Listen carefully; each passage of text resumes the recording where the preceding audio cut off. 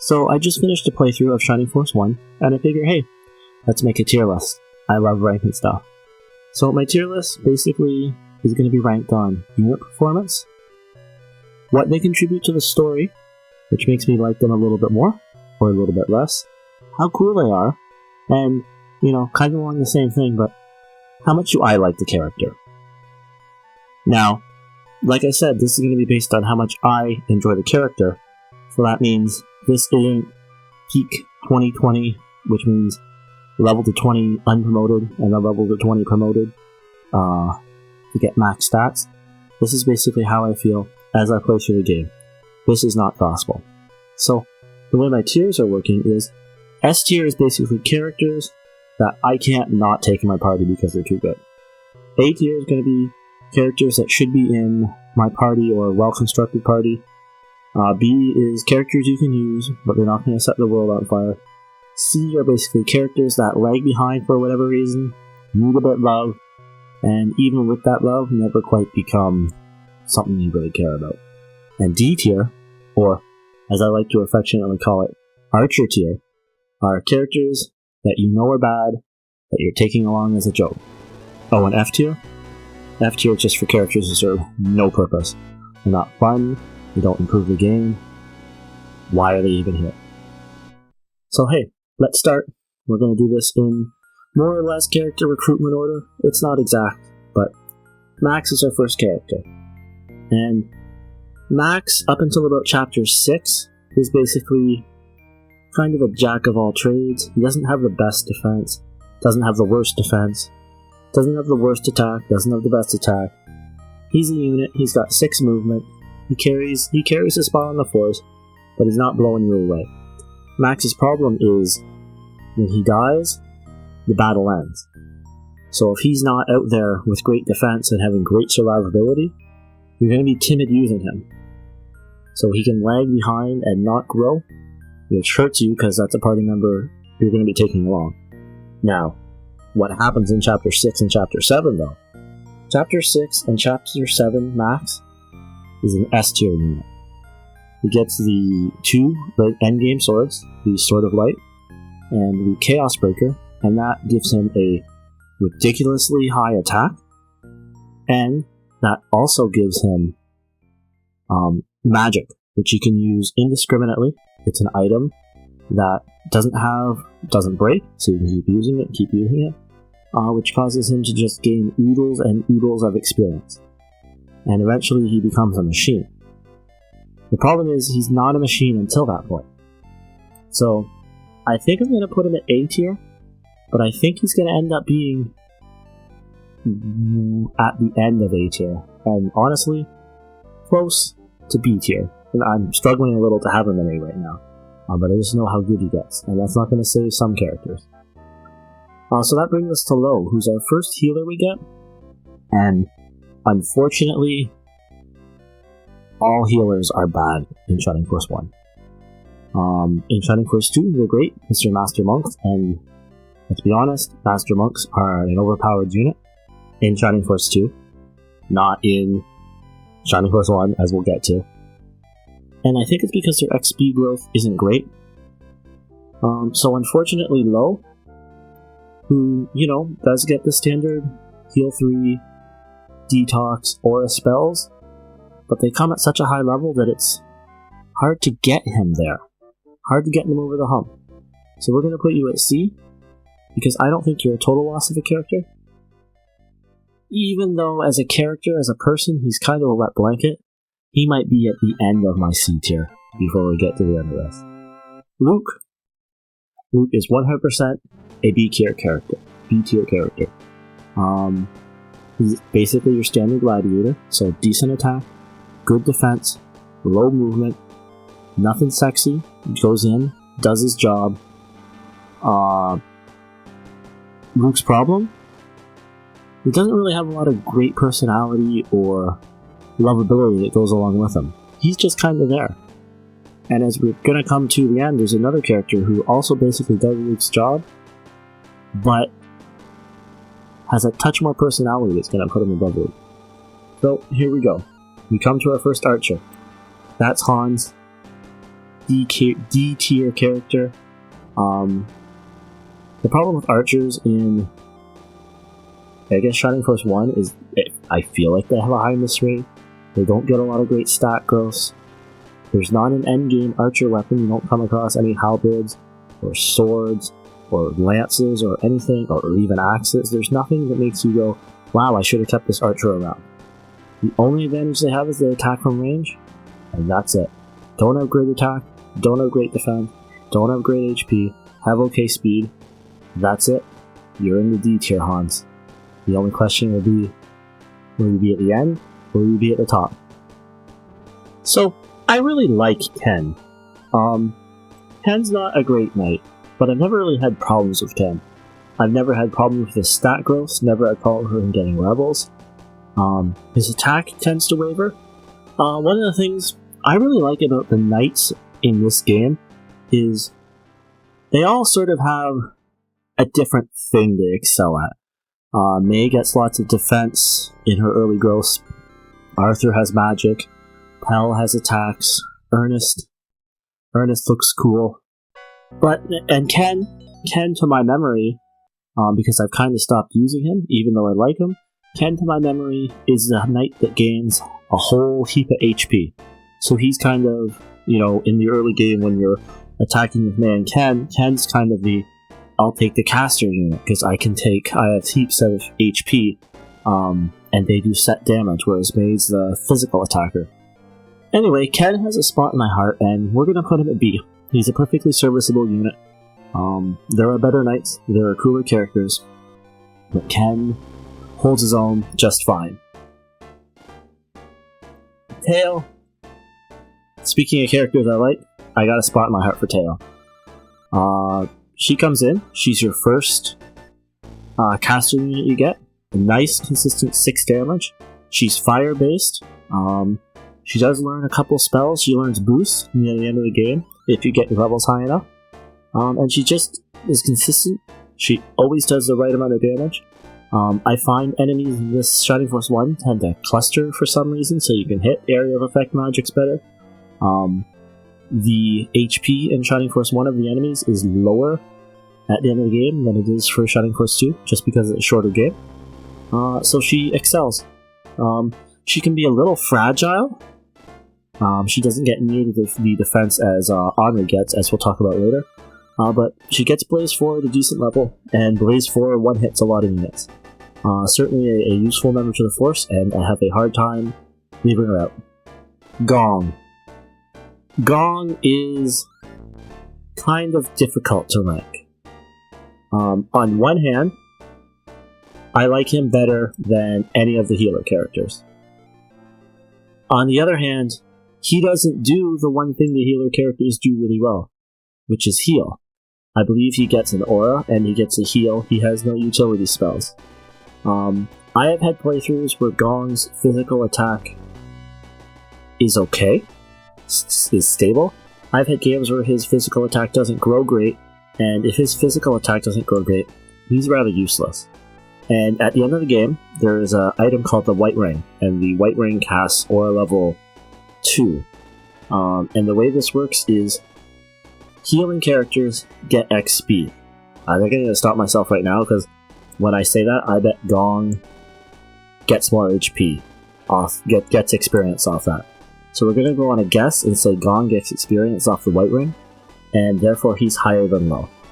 But Gong's perfectly fine. He's a perfectly fine character who lives in the shadow of the Shining Force 2 overpowered masterminds. He's fine. I can't really sit here and say keep him in the party, but there aren't really any healers where it's like, keep this person in the party, they do a great job. May. I love May. Part of that is May's character. She just looks like a hard ass. Her father dies right at the start of chapter 1. That's it. That's all the character growth you get as a Shining Force character.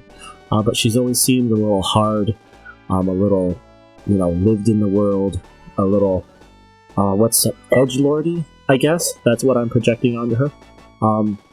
And she's always my knight of choice when I play the game. She gets great defense. And one thing I apparently forgot, because in my current playthrough, she has an HP pool that is ridiculous, or grows really fast right after promotion. And I've watched it happen on my playthrough and my friend's playthrough. So that kind of puts Mei up there. She doesn't have a great attack, but she's a very good utility. I'm going to be a damage sponge unit. You never have to worry about her. Mei, you're an A. Gort. So, first things first. Gort, higher than Luke. I think technically Gort has a little more defense than Luke, and maybe a little less of attack. But what Gort has over Luke is years of combat experience. Look at the two of their portraits there. You find Gort drinking in a bar after your town has been invaded, and he's like, oh, this battle's got my old blood going. I want to fight. I'm here for it. He's basically Luke, but in a little cooler looking outfit. Look at that beard. Look at Luke's baby face. Maybe one day you'll grow into Gort, Luke. But you're not Gort. And yeah, everything I've said applies. He's a gladiator. He's just a little bit of a cooler gladiator. Look at that helmet. Sorry, Luke. Chris is my favorite healer between Lo and Chris. They're basically the same thing. Chris gets a few more utility spells, but none of the healers here are really anything to write home about. I'm not going to spend a bunch of time on them, because really, Shining Force 1 healers, as I've talked about again, Speaking of units we're going to spend a lot of time on, Anri. Anri might be an S tier unit. I'm really debating it. She does need a tiny amount of help when you first recruit her, because you recruit her at level 2, most of your party's level 5 or so, and she only has enough MP to cast 3 spells a battle at level 3. So basically you have to make sure she kills in that battle, gets a level, but once she gets going, Anri is a force to be reckoned with. She's basically Teo, but she does her damage with Freeze. Freeze is a slightly better spell than Blaze, so it does a little bit more damage, and that scales all the way up. It also has more range, and when you compare Freeze level 4 and Blaze level 4, Freeze does maybe 10, 15 more damage. It's a very impressive spell from range. Anri also gets survivability. She has surprisingly high defense. At times, based on where you are, she has tank level defense in a mage. We'll even put her out there, let people hit her, and she'll survive it just fine. Maybe even better than your gladiators based on growth. She's a wonderful character. She's also the king of Gardenia, her daughter, so that's storyline reasons. Right now I'm putting her in an S. That might change, because I don't think there's a lot of S tier characters in this game, and she's on the borderline. Arthur, this is going to be a contentious one. Arthur, so first off, Arthur's a knight, and he learns magic, and that seems really cool. But then you realize by the time he has magic, you have a bunch of magic items. So that's a little less cool. Also, Arthur needs to be babied to be any good. He's got to be leveled to 20, and then leveled to 20 again promoted. But once he gets to that point, he's an absolute force. An unstoppable force. He will be your strongest knight. But here's the thing. If you 2020 can, you 2020 may, you 2020 pretty much anyone. They won't be as strong as Arthur, but they'll almost be as strong as Arthur. And you can't get through this game. I mean, you can get through this game if you grind really easy. And basically, to get Arthur, you have to grind. And that makes the game really easy. And it's kind of like his specialness, by being so great, is diminished by the fact that you don't really need him. And he's just a knight with magic. Which is kinda cool. A little bit cooler than Ken. But to me, not amazing. And he's also not worth the effort, because he starts pretty weak and it takes a long time to get him to go. So, this is what I've decided with Arthur. Balberry? I'm into Balberry. Balberry is the first flying character you get, and I really like flying characters. The problem with Balberry is he doesn't have great growths, like all Birdmen and Shining Force. They're kind of a wasted class. But the plus that he gets over a lot of the characters is, for some reason, he can equip the Dark Sword and the Light Sword. I'm not sure why. His sister or his wife, whatever Amon is, she can't. But for some reason, Balberry is bugged that way, which means that for a couple battles, and depending on how you want to use Max, for a couple battles, Balberry becomes Peter without defense. He's also very integral in beating the Laser Eye battle, because you can give him a power ring, fly over, and he's great for sniping. So if this is speedrunning, Balberry might be an S or a high A, but this game isn't a speedrunning game, and you reach the point where Balberry's growths aren't great, and he just kind of left B in there. So I'm going to leave Balberry as a B. He's perfectly usable, but I don't think he's great. Amon, I don't know how their stats work. I don't know how their splits work. Amon might actually be stronger than Balberry for some way, but I've always found Amon to be a worse version of Balberry, and I've never used her. And you know what? Amon, you're going to be lower than the healers, because at least I have to pick a healer to use. I don't have to pick a Birdman between the two. So, yeah, sorry to say, Amon. C tier, and not much more expanded on. Diane? So, here's the question. Here's the thing. Diane and Hans, I feel like they're twins units. They're the same thing. But Diane has two things going over Hans. Well, really three things going over Hans. One, she comes into the party at level 9. So, you don't have to baby her. She's already good to go. She's level with your party. Hans might already be falling behind at this point. 2, she actually has lines in the story. Not a lot of lines. She just says, oh, Zelo's kidnapped or something along those lines and we have to save him. But that's more than Hans, who just gets recruited with a bunch of other characters at the start of the game. Hans is a placeholder. 3, she's a pink-haired, cute elf, and I'm a dude, so that makes you cooler than Hans. Sorry to say. And that brings us to Xylo. And Xylo's kind of a hard one for me, because there are times when I think Xylo is an S-rank character. But there are also, in my most recent playthrough, Xylo stayed in the party, but Xylo had some problems post-promotion. And I've run into this a few times with Xylo post-promotion, where his attack doesn't grow, his defense stays for what it's supposed to be, because he's not supposed to be a tank, and he just sits there.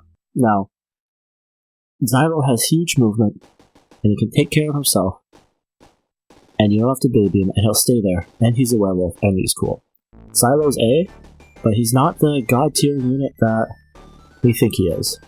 I actually think when I say that, and I'm going to bump him to A ahead of A and behind Broly. Hells, if you've noticed something here, Hell is the 3rd knight we've got. This game gets 4th knight we've got, because we have May up here.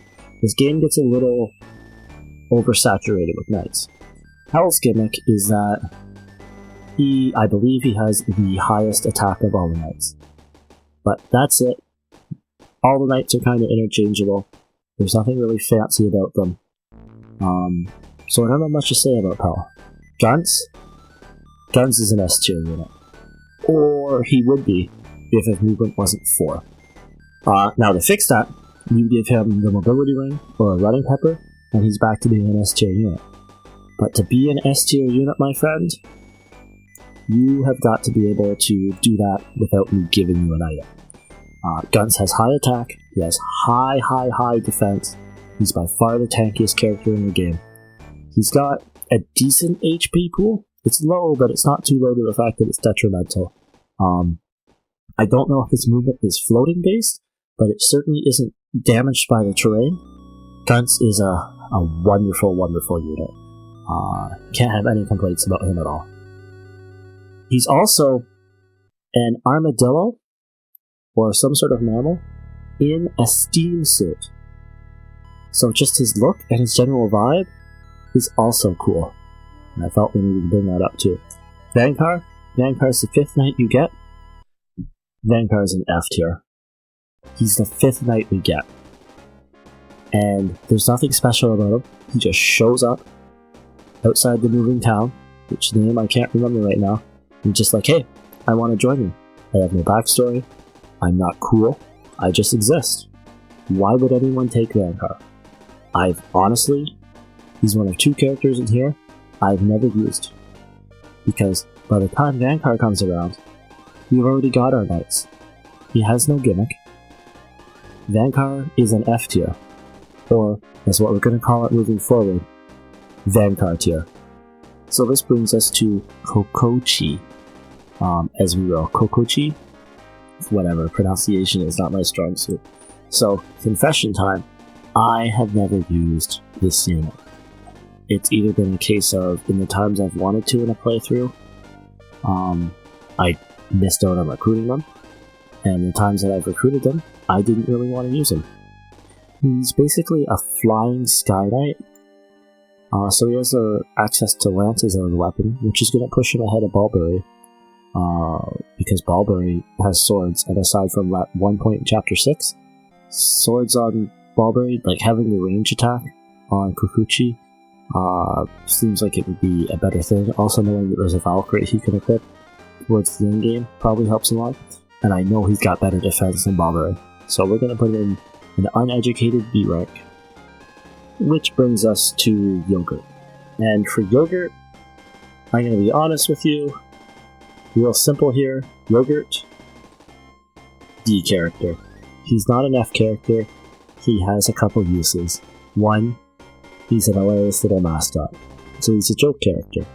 But 2, if you kill an enemy with Yogurt, which is quite a feat, he will pop out a Yogurt ring, which will turn, if you equip, will turn any of your characters into Yogurt. And that, my friends, is more useful than Vankar.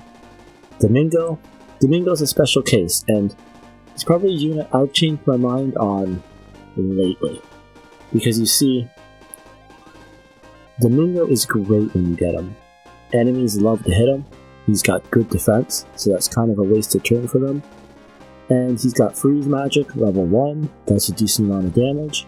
Level 2, does a decent amount of damage. When's freeze level 3 coming? Level 17? Well, level 12? Level 8? I haven't got it yet. Oh, Domingo can't hurt anybody. Oh, okay, we've got freeze level 3. That's a little better, but we're still hurting for damage. When's freeze level 4 coming? Level 27? Domingo's never going to get that high. Domingo is a unit that starts out great, but he doesn't have as much endgame viability as you think he does.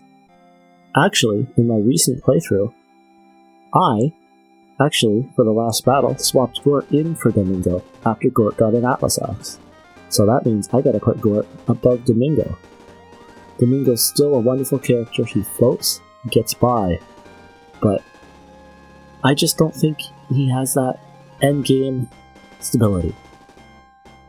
Oh look, another paladin, another knight. Wait, what's that? He's getting up here with the other knights? No, he's not going to get that high. He's getting in the C tier? Yeah, why is he that high? Look at him. He looks cool. He has personality. That's it. That's all. That's the only reason he's up there. You recruit him, he's trying to be a one-man army to get the Bulbasaur. I think he does have fairly decent stats if you use him. The problem is you're just not going to bring out another knight, 6th knight, at that point. You're over it. And Lyle, another archer, who's also a knight. Where do we put him? Well, he's a little cooler than the normal archers, because he's a horseman, and he fires a big gun. But we don't use him much, and he doesn't have the movement of a horseman. I think his movement might actually only be 5, which limits his usefulness. It just basically you get all the range of an archer, all the movement ability of an archer, but you get the penalties of a horse, because he can't move through forest well at all. But like I said, he's got a big gun, and he's a horseman, he carries a bow. That makes him a little more unique, and we're going to move him up to C tier.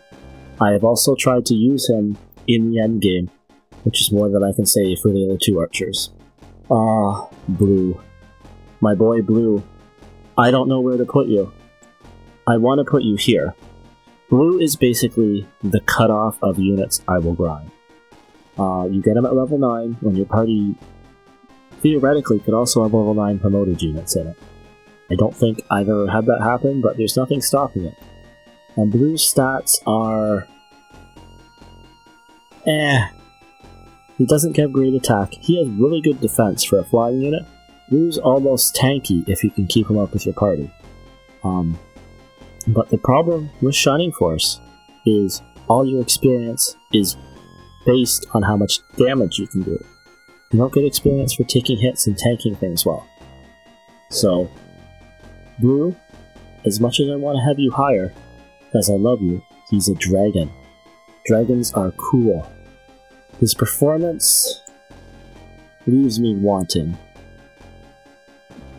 I have had moments where Blue has had great attack. I think I've also been through one playthrough where Blue was an actual, I'm going to send you off and you're going to kill blue dragons and chimeras on your own. But almost every other playthrough I've had to sort of baby the poor guy. So we're going to put him mid B tier, and I'm going to be a little sad about it. Musashi is an S tier. And you know what? Musashi is an S tier above Onry. Now, I know what you're thinking.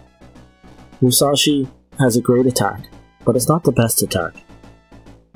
He has okay defense, but it's not the best defense. He's got not great movement. His movement is 5. There are units that outperform him. Why is he S rank? Well, when you recruit him at level 10 promoted. He's basically a character who's out of the box and ready to go. There's no having to build him up over time. There's no he's lagging behind. You get him, and he's already a great unit. So, even though he's probably not perfect, and you could say other units at level 20 at their full potential are better than him, he's just so easy to use. I've never had a playthrough where I haven't used him. And look at him. He's a samurai. And, you know, our criteria here is coolness factor. Samurai are cool. So yeah, Musashi, S tier. Teruso, I'm butchering his name.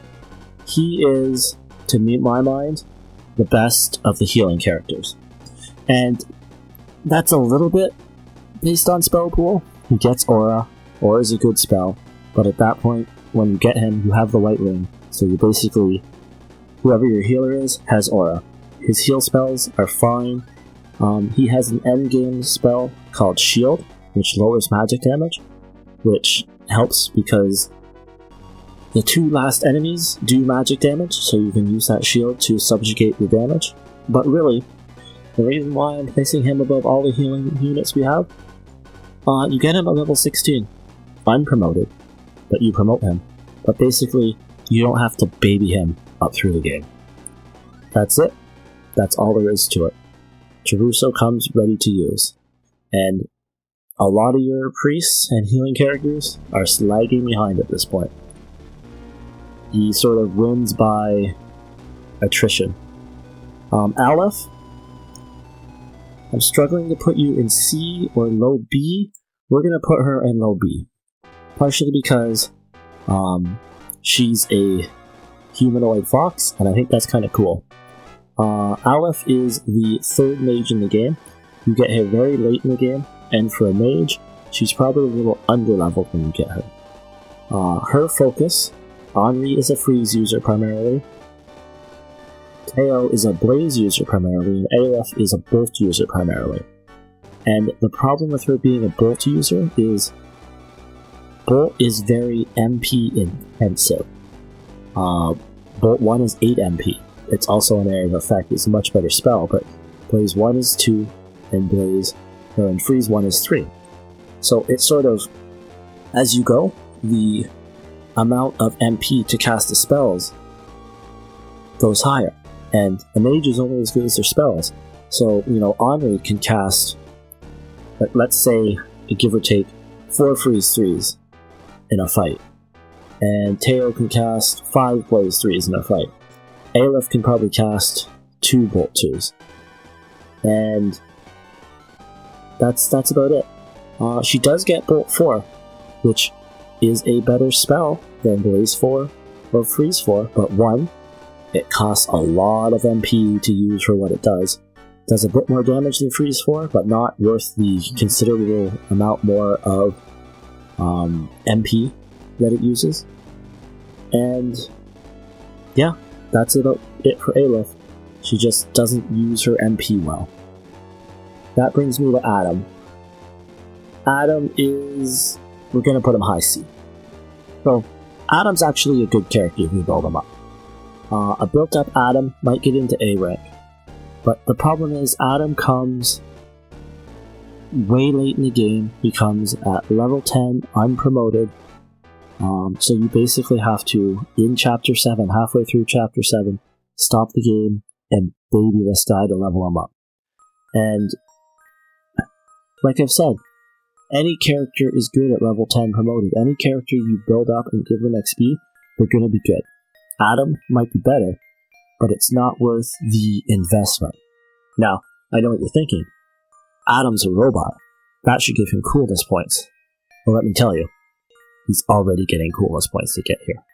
I'm not a fan of Adam at all. I also think Adam might have like 4 movement, or very bad movement as well, which is really the last thing you want when you need to build a character up. So our last character here, Hanzo the Ninja. We're going to put him at A rank, and I almost don't like putting him at A rank. Hanzo, like Musashi, shows up at level 10. Now he does show up basically a chapter later, and he's not as strong as Musashi, but he does have great speed and great movement. There's nothing really keeping him from being added to your force and being a good contributor, except for the fact that pretty much by the end of Chapter 8, or by the start of Chapter 8, you've kind of got your force and your connection to your force characters that you don't really want to take anybody out for them. And Hanzo's not good enough to sort of power through that.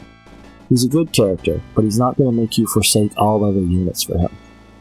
So, right here, this is our Shining Force 1 tier list. If you've made it all the way to the end, drop a like on the video. That would be cool. I'd ask you to subscribe, but I think subscribing is a pretty big commitment. But if you did that, that'd be cool.